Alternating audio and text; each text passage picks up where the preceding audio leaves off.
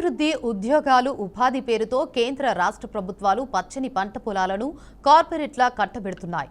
కర్నూలు జిల్లాలో 2015 నుంచి ఇప్పటికే 20,000 ఎకరాలు వారి గుప్పెట్లోకి వెళ్లిపోయాయి. మరో 15,000 ఎకరాలను కట్టబెట్టేందుకు రాష్ట్ర ప్రభుత్వం సన్నాహాలు చేస్తోంది. 2015లో గడవమేలు మండలం గని శకునాల గ్రామాల పరిధిలో Kurnool ultra mega solar park పేరుతో 6,000 ఎకరాలను ప్రభుత్వం కేటాయించింది. ఈ ప్రాజెక్టును 1 గిగావాట్స్ ఉత్పత్తి సామర్థ్యంతో ప్రారంభించారు. అయినా స్థానికులకు ఉద్యోగాలు ఇవ్వలేదు. డీపట్టా భూములనే పేరుతో రైతులకు నష్టపరిహారం ఇవ్వకుండానే భూములు తీసుకోవాలని ప్రయత్నించింది. దీనికి వ్యతిరేకంగా సిపిఎం రైతు సంఘాల పోరాటం ఫలితంగా అప్పటి ప్రభుత్వం చివరికి 1,800 మంది రైతులకు ఎకరాకు 4.20 లక్షల చొప్పున పరిహారం అందించింది. ఓర్వకల్లులోని జయరాజ్ ఇస్పాత్ స్టీల్ ప్లాంట్ నిర్మాణ పనులు చివరి దశలో ఉన్నాయి. ఈ ప్లాంట్ వల్ల ప్రత్యక్షంగా 1,100 మందికి, పరోక్షంగా 6,000 మందికి ఉపాధి లభిస్తుందని పేర్కొన్నారు. 2,000 ఎకరాలను ప్రభుత్వం కేటాయించింది. ఆ ప్లాంట్ను ఈ నెల 16న ప్రధానమంత్రి నరేంద్ర మోదీ ప్రారంభించారు. ఇప్పటి వరకు సుమారు 3,200 మందికి ఉపాధి కల్పించినట్లు చెబుతున్నారు. ఇక అదే మండలంలోని నన్నూరు గ్రామ పంచాయతీ పరిధిలో డ్రోన్ హబ్ కోసం సుమారు 300 ఎకరాలను ప్రభుత్వం బలవంతంగా లాక్కుంది. దీని నిర్మాణ పనులకు ప్రధాని మోదీ ఈ నెల 16న శంకుస్థాపన చేయనున్నారు. 2018లో ఓర్వకల్లు మండలం, గుమ్మితం తండా, పాణ్యం మండలం, పిన్నాపురం ప్రాంతాల్లో గ్రీన్ కో పేరుతో ఇంటిగ్రేటెడ్ పవర్ ప్రాజెక్టుకు ప్రభుత్వం 4,500 ఎకరాలను కట్టబెట్టింది. రైతులు సాగు చేసుకుంటున్న 2,000 ఎకరాల్లో పట్టాలు ఉన్న 100 మంది రైతులకు చెందిన 500 ఎకరాలకు మాత్రమే ఎకరాకు 8 లక్షల నుంచి 11 లక్షల వరకు పరిహారాన్ని అందించారు. ఏళ్ల కాలంగా మరో 300 మంది రైతులకు 1,500 ఎకరాల సాగు చేసుకుంటున్న పరిహారం ఇవ్వలేదు. ఇక 2022 సెప్టెంబర్లో నంద్యాల జిల్లా కొలిమిగుండ్లలో రామ్కో పరిశ్రమను అప్పటి ముఖ్యమంత్రి వైఎస్ జగన్ ప్రారంభించినప్పుడు దాదాపు 1,000 మందికి ఉద్యోగాలు వస్తాయని చెప్పారు. ప్రస్తుతం ఆ సంఖ్యలో ఉద్యోగులు ఉన్నా వారిలో స్థానికులు 300 మందే. కర్నూలు అల్ట్రా మెగా సోలార్ పార్కుకు భూములు ఇచ్చిన రైతులు కుటుంబంలో ఒకరికి ఉద్యోగం ఇస్తామని హామీ ఇచ్చారు. మొత్తం 1,800 రైతు కుటుంబాలు ఉండగా 25 మంది ఐటీఐ వారికి, 10 మంది డ్రైవర్లకు మాత్రమే అందులో ఉద్యోగాలు కల్పించారు. తాజాగా పత్తికొండ మండలం హొసూరు, పెద్దహూర్తి గ్రామాల్లో సోలార్ విద్యుత్ ఉత్పత్తి కోసం టాటా పవర్ కంపెనీ రైతుల నుంచి 1,800 ఎకరాలను సేకరిస్తోంది. ఆ ప్రాంతంలో రైతులు వేరుశనగ, ఉల్లి, వాము, జొన్న, కొత్తిమీర తదితర పంటలను సాగు చేస్తూ జీవనం సాగిస్తున్నారు. మధ్య దళారులు రైతులను మభ్యపెట్టి పంట భూములను కారు చౌకగా ప్రైవేటు కంపెనీలకు దోచిపెడుతున్నారు. ఇప్పటికే రైతుల నుండి దాదాపు 1,000 ఎకరాలకు లీజు ఒప్పందం జరిగినట్లు సమాచారం.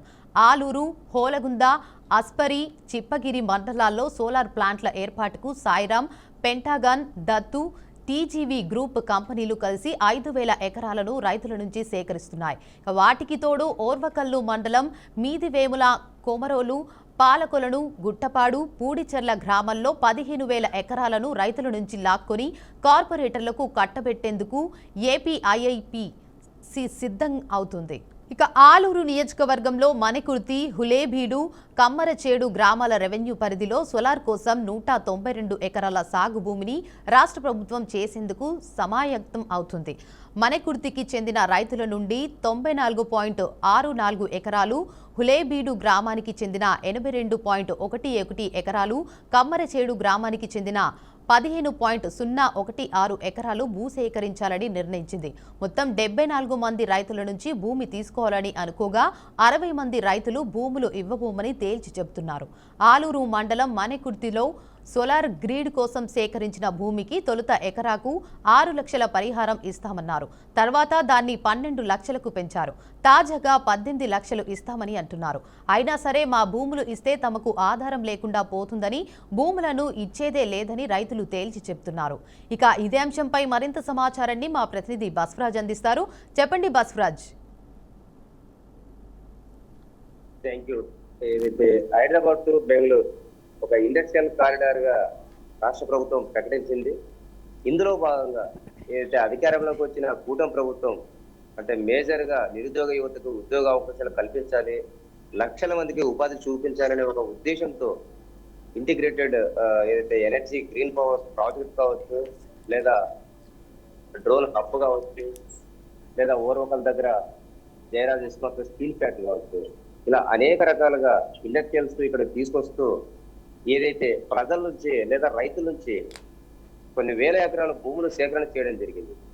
అయితే సేకరించిన భూములలో చాలా మంది రైతులకు పరిహారం ఇవ్వకుండా అంటే ప్రభుత్వం కొంత బలవంతంగా లాక్కున్న పరిస్థితులు మనం చూస్తూ ఉన్నాం.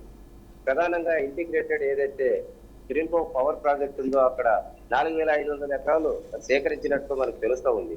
అయితే ఇందులో సుమారుగా ఒక 2,000 ఎకరాలకు సంబంధించి 500 ఎకరాలకు పరిహారం ఇచ్చి 1,500 ఎకరాలు అంటే అందులో ఉన్న సుమారు 300 మంది రైతులకు ఇవి పట్టా భూములు అంటే వారసత్వంగా రాలేదు అంటే ఆ నెపంతో వాళ్ళకంతా కూడా పరిహారం ఇవ్వకుండా ప్రభుత్వం కొంత అలసత్వం ప్రదర్శిస్తూ రైతులకు అన్యాయం చేసిన పరిస్థితి. మరి ఈ క్రమంలో ఏదైతే మోడీ ప్రధాని రేపు కర్నూలు వస్తున్న సందర్భంగా వర్చువల్ గా జయరాజ్ ఇస్పాత్ ఫ్యాక్టరీ కావచ్చు, లేదా గ్రీన్ కో ఎనర్జీ ప్రాజెక్ట్ కావచ్చు, అదేవిధంగా డ్రోన్ హబ్ కావచ్చు, వీటన్నిటికీ శంకుస్థాపన చేయనున్నారు. అంటే ప్రభుత్వము ఉపాధి అవకాశాలు కల్పించాలనే ఉద్దేశము ఒకవైపు మంచిదే అయినా కూడా అంటే రైతులకు బాధిత రైతులను బజారులో పడేలాగా లేదా రోడ్డు ఎక్కేలాగా చేయడం అయితే చాలా వరకు విమర్శలు వ్యక్తమవుతున్నాయి. అంటే గతంలో ఈ పరిహారం సరిగా అందని క్రమంలో వామపక్షాలు పోరాటం చేసి కొంతమందికి రైతులకు లబ్ధి చేకూర్చిన పరిస్థితులు ఉన్నాయి. అదేవిధంగా ఏదైతే కర్నూలు జిల్లా పశ్చిమ ప్రాంతం ఆలూరు కావచ్చు, పత్తికొండ కావచ్చు, ఆ నియోజకవర్గాల పరిధిలోని తిప్పగిరి, ఆస్పరి ఇలా అనేక మండలాల్లో సోలార్ ప్రాజెక్ట్ తీసుకురావడం జరిగింది. సోలార్ ప్రాజెక్టు సంబంధించి కొన్ని వేల ఎకరాలు ఏదైతే సాయిరామ్ కావచ్చు, పెంటగర్ కావచ్చు, టీజీవీ గ్రూప్ ఆఫ్ కంపెనీలు కావచ్చు, రకరకాలుగా ఒక 5 కంపెనీలు కలిసి సుమారు 5,000 ఎకరాలు సేకరించే పనిలో ఉన్నాయి. అయితే అక్కడ కూడా అంటే రైతులకు తగిన పరిహారం ఇవ్వకుండా అంటే మధ్యదళారులు చేతి వాటం ప్రదర్శిస్తూ కంపెనీతో ఒక రేటు మాట్లాడుకొని తర్వాత రైతులకు అందులో సగానికి సగం తగ్గించి రైతులకి ఇస్తున్న పరిస్థితులు మనం చూస్తూ ఉన్నాం.